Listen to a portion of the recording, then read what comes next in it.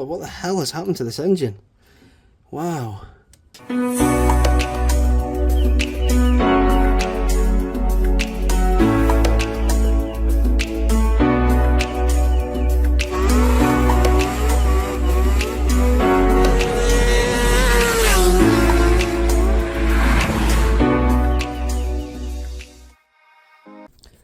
So, I got this bike and it was relatively, the bench is falling to pieces, relatively cheap for what it was, and the young lad who owned it said it just stopped and then wouldn't start again. So I thought, it could be something simple, or with it being a two-stroke it could be completely destroyed. Judging by the sound of the crank bearings, it's destroyed. Won't start at all, it just about fires. It's got no compression, as you can tell, because I can just turn the engine over relatively easily like that. So I think take the engine out and the swinging arm off and the wheel off, all as one unit, get rid of the scooter outside, chain it up, and then I can get this on the bench.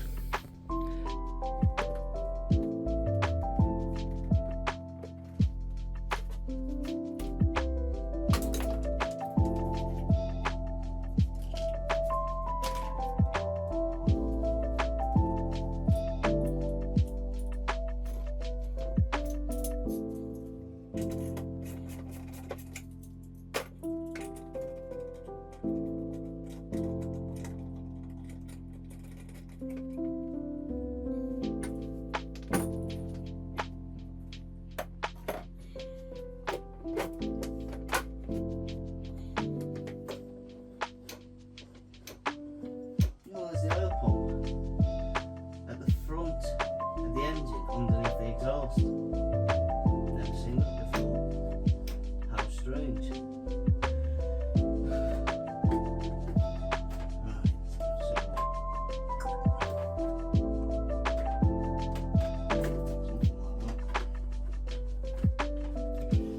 You know, you would think, seeing as these were marketed to 17-year-olds, that they would make things like the spark plug and different things easily accessible so they can be serviced, but you can barely get to the spark plug at all, even through the seat bucket.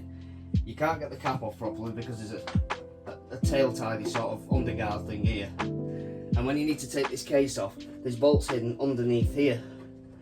You'd think they'd just make it a bit easier than this. And to get to the main engine bolts for the swinging arm, I'm now going to take all the fairing off. Why? Why not put an access hole or something so you can get to it? This is just unnecessary, but we'll get it done. And all the bolts are torque heads for the fairing. That's easy for a 17-year-old to do, isn't it?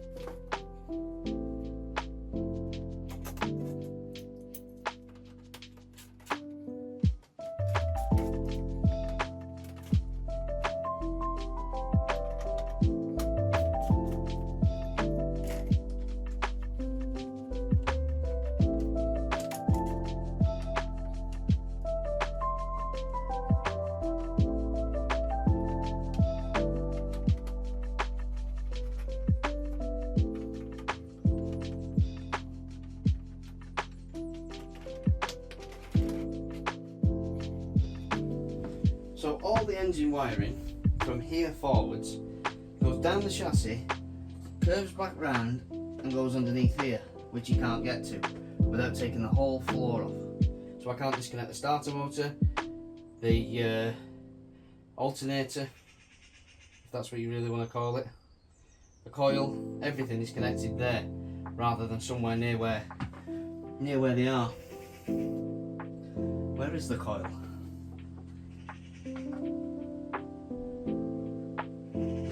The coil seems to be underneath the fuel tank. Oh. Oh there. Oh no, that's not it. Where in the fuck is the coil? Oh, there's the coil is underneath the fuel tank. Oh, underneath the chassis, underneath the fuel tank. That's intuitive, isn't it? Easy to get to in case you need to change your coil. Right. Let's take this off.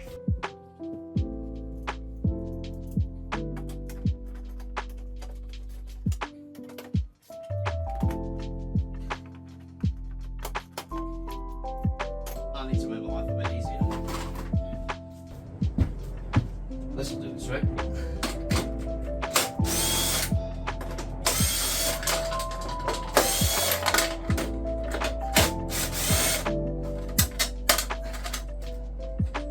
A proper Phillips 3-bit for the Phillips. And you don't round them off, give them a bit of a crack. Done. Same with this one.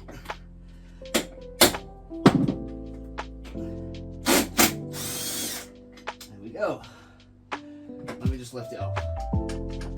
No, it wouldn't be that easy, would it? No. What in the... Oh! There's end caps over the edge of each foot peg that covers the fairing. Okay.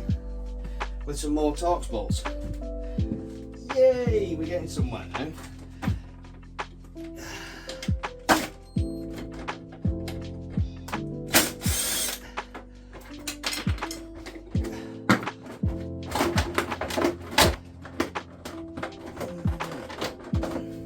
Let me see.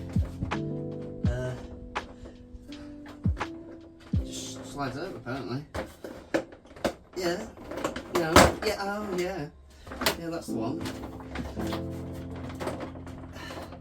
Not too sure about here.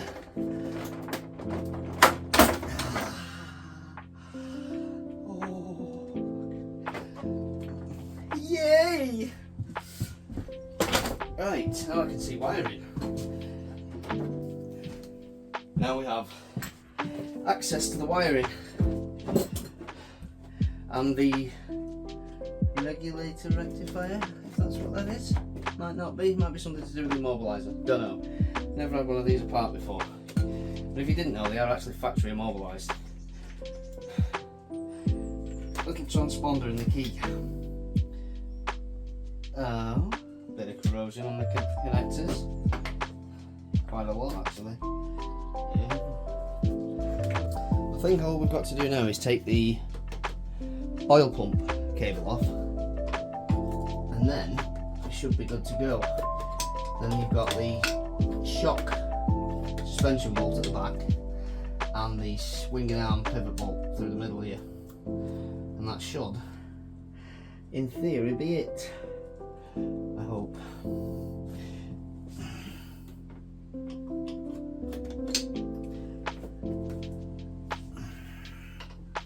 Obviously, with it being underneath the exhaust pipe, you've got literally no room at all to get a spanner on any of the nuts. Stupid design. You can't barely get your fingers on. Christ.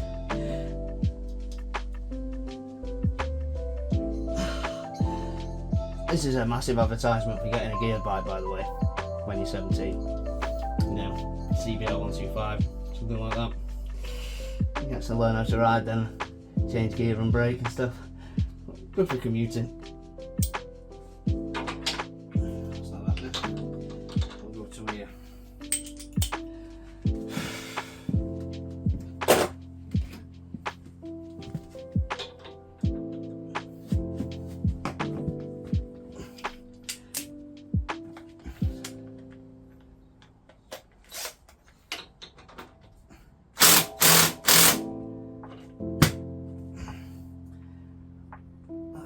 14 spanner if I've ever seen one.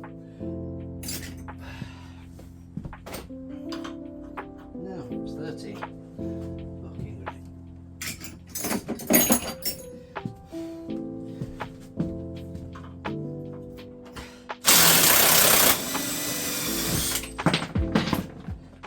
It does seem very strange having 13mm bolts on stuff, because I'm used to working on Japanese things and they don't use 13 because it's unlucky.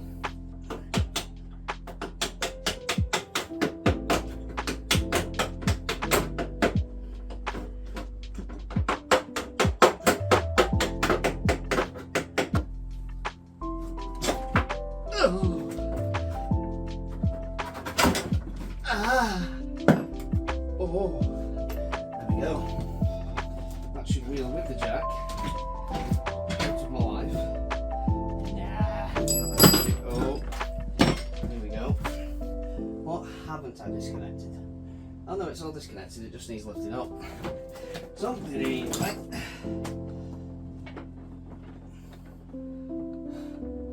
Oh, of course. I mean, what an idiot. Brake line. Always something. I forget.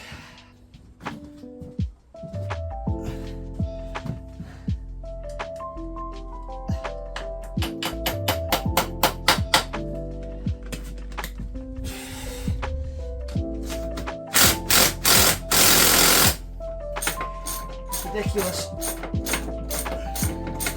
Someone needs to learn how to tighten bolts properly, because that is fucking ridiculous. You cannot tighten and then make bolt into aluminium that side, it'll just destroy the threads.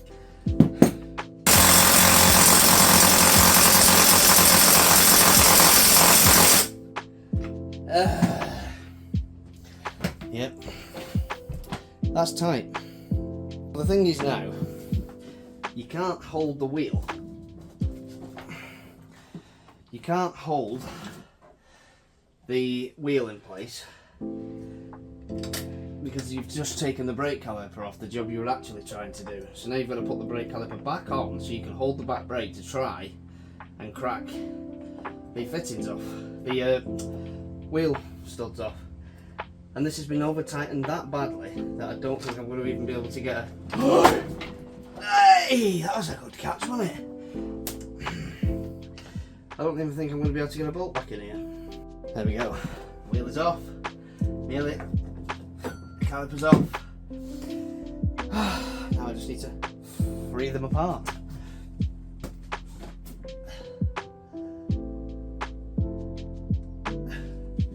One more Torx bolt. One more. It's done.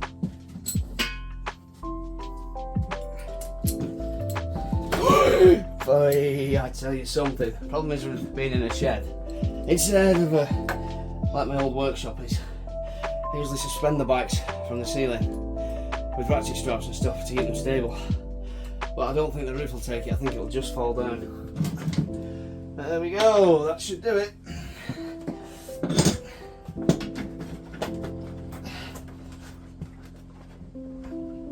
HT lead, of course. Hooray! An engine. Wonderful.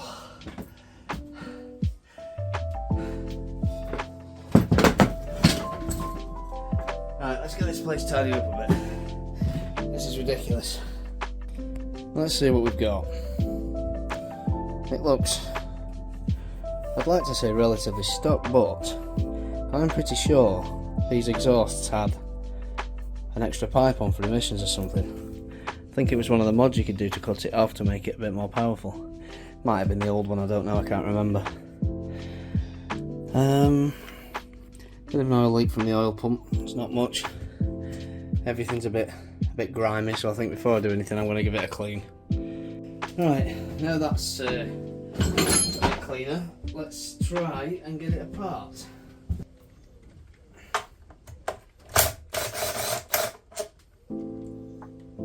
The flickering, there's not much I can do about that. That's my light in the shed.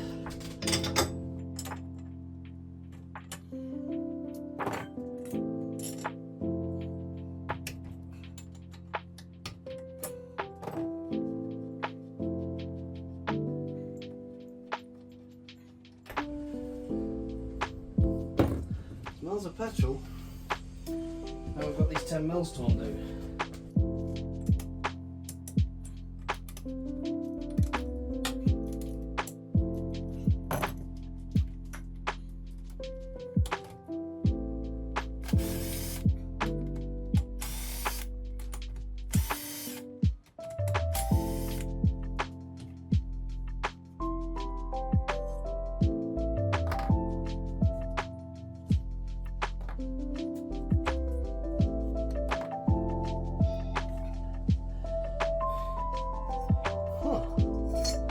Okay.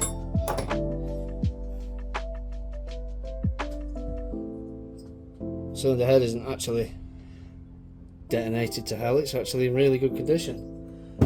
Let's get in for a closer look. There we go. So,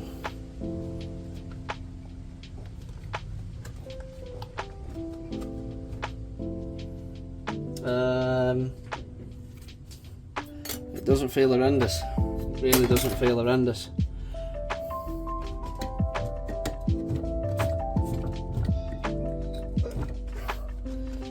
Huh. I really wasn't expecting this at all. I thought it was going to be destroyed. If I can put my light on now.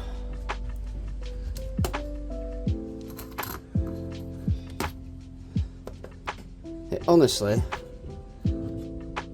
doesn't look like the end of the world. There's a few scores, a few marks and stuff, but overall I genuinely thought it was going to be ruined, but it's not. Not too bad so far. Now I notice that the welded up fins, that's definitely getting replaced then. Not that it's important, they've just been brazed back on, but it's gone right through the port. What the hell has happened to this engine? Wow. Okay, more strippage. Give this piston a clean up with some brake cleaner. See how it's looking.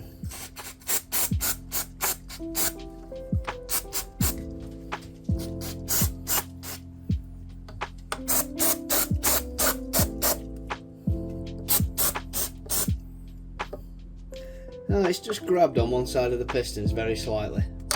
Let's check the barrel. Doesn't look too bad, you know. I've seen a lot worse. Now the crank bearings themselves do sound pretty horrific. The crank bearings I think sound particularly rough, but once I've took this cover off I'll be able to spin the engine over a bit easier. And we can have a listen.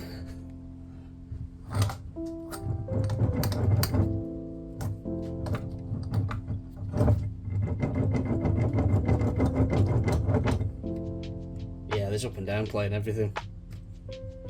Yeah, the bearings are destroyed.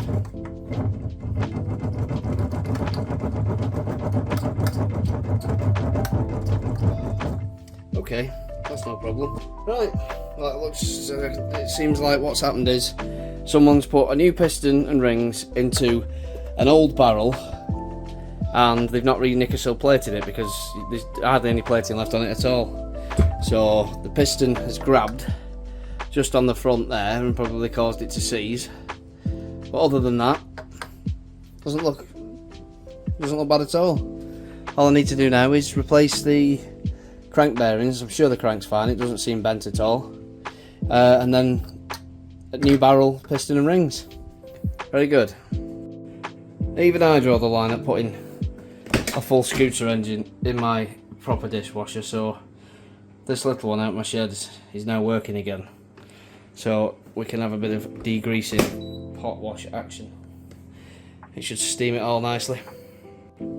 If you do ever decide to put a full scooter engine in your dishwasher, remember